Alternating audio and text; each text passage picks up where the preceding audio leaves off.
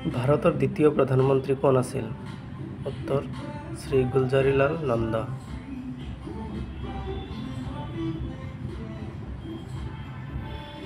ভাৰতৰ প্ৰথম উপৰাষ্ট্ৰপতি কোন আছিল? উত্তৰ সৰ্বপল্লী ৰাধাকৃষ্ণন।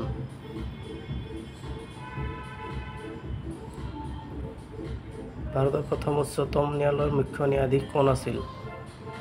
উত্তৰ ন্যায়াধীশ হৰিলাল জে কানিয়া।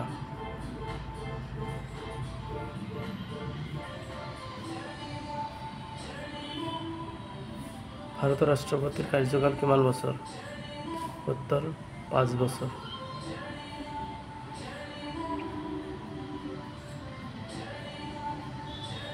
2001 চনত ভাৰতৰ প্ৰধানমন্ত্ৰী কোন আছিল? উত্তৰ অটল বিহাৰী বাজপেয়ী। ধন্যবাদ।